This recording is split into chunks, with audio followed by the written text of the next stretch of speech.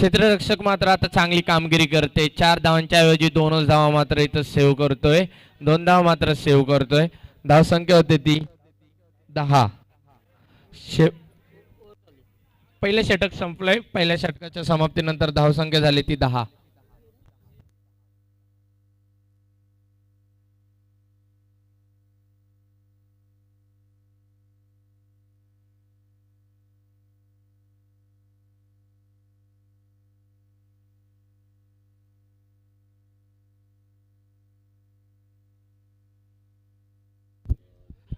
पहिल्या चेंडूवरती एक धाव पूर्ण. दुसऱ्या धावेचा प्रयत्न आणि फलंदाज होते बाद. एक धाव प्लस विकेट.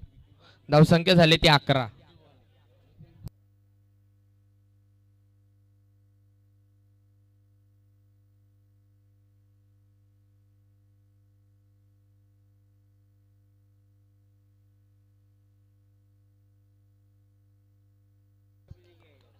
आता मात्र फलंदाज सक्सेस करतोय. 2 धावा मिळत आहेत. 2 धाव्यांनी धावसंख्यावरती धावसंख्या झाली ती 13.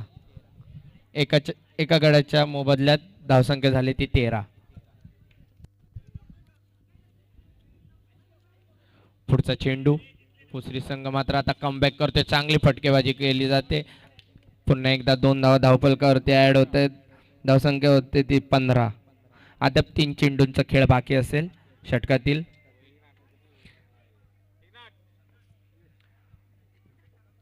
पुढचा सामना असेल जय चेडोबा अंबोट विरुद्ध वन लाईफ.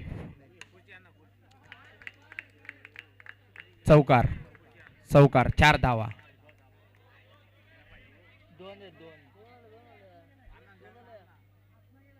पंचांचा निर्णय बाकी आहे. 2 धावा माफ करा. 2 धावा. पंचांचा निर्णय येतोय 2 धावा. 15 आणि 2 17. 4 चेंडूंचा खेळ संपलाय. 17 धावा धावफलकावरती आहेत. अद्याप 2 चेंडूंचा खेळ बाकी आहे.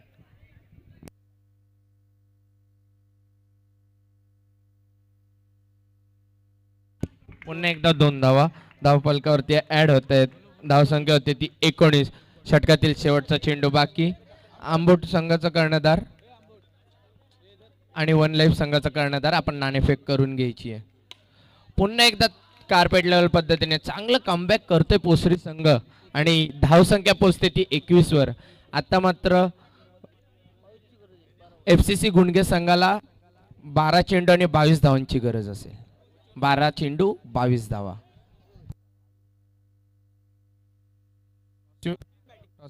हॅलो टॉस विन होते तो आंबोट संघ. पुढचा सामना आपला असेल आंबोट विरुद्ध वन लाईफ.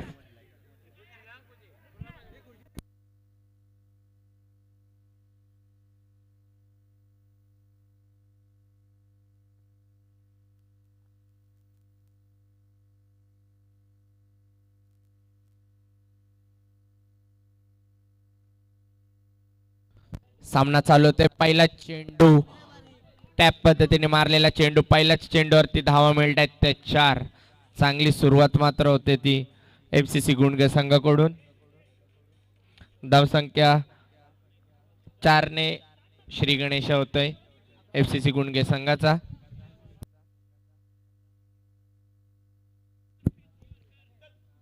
स्वेर चेंडूचा मारा. स्वेर चेंडूने 1 रन ऍड होते. धावसंख्या होते ती 5. बिनबाद 5. पुन्हा एकदा कार्पेट लेवलने मारलेला चेंडू. 1 धाव मिळते.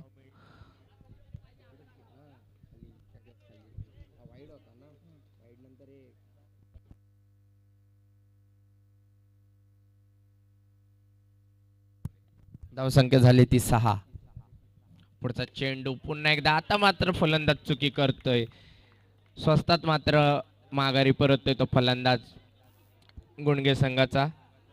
एका गड्याच्या मोबदल्यात धावसंख्या होती ती 6. अद्याप 3 चेंडूंचा खेळ बाकी असेल.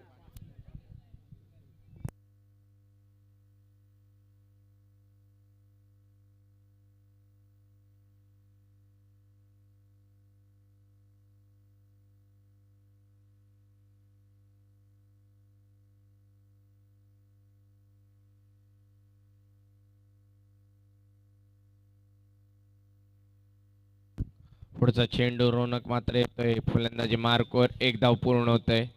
एका धावेने धावफलक वाढतंय. धावसंख्या होते ती 7.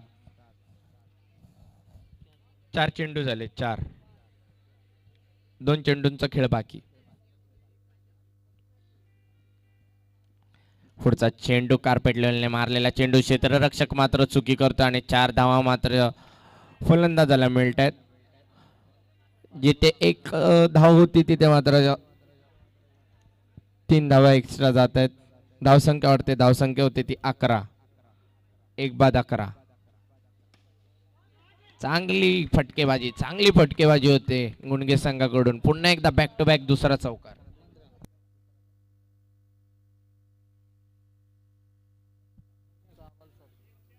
6 चेंडू आणि 7 धावांची गरज. हा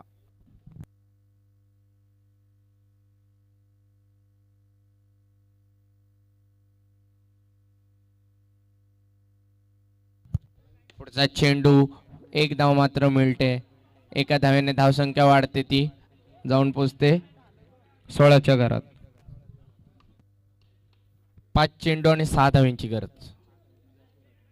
FCC गुणगे संघाला विजयासाठी 5 चेंडू आणि 6 धावांची गरज. चांगलं क्षेत्ररक्षण होतंय. 2 धावा मात्र आपल्या संघासाठी वाचवण्यात यशस्वी होतोय तो क्षेत्ररक्षक. 2 धाव्यांनी धावसंख्या वाढते. धावसंख्या होती ती 18. 4 चेंडू 4 धावांची गरज. पुढचा चेंडू कार्पेट लेवल पद्धतीने मारलेला चेंडू. तेवढंच चांगलं क्षेत्ररक्षण होतंय आणि 1 धाव मिळते. एका धावेने धावसंख्या वाढते. धावसंख्या होते ती 19. आता मात्र 3 चेंडू आणि 3 धावांची गरज असेल ती पोसरी माफ करा गुणगे संघाला विजयासाठी. चांगलं कमबॅक करतोय पोसरी संघ. 1 चेंडू जर इथून निर्धाव आला तर थोडस दडपण मात्र गुणगे संघावर येईल. मात्र त्या दडपणात मात्र चुकी करतोय तो पोसरी संघ. स्वेर चेंडूच्या माराने एका धावेत भर होते. धावसंख्या होते ती 20. आता मात्र 3 चेंडू 2 धावांची गरज. 3 चेंडू 2 धावा. अद्याप अजूनही एक निर्धाव चेंडू कुठेतरी पाहिजे असेल. वाईट नाहीये. निर्धाव चेंडू या निर्धाव चेंडू. पंचांचा निर्णय अंतिम असेल दादा. पंचांचा निर्णय अंतिम असेल. सर्वांनी नोंद घ्यायची आहे. आणि कृपा केली तर थोडं मागे व्हा.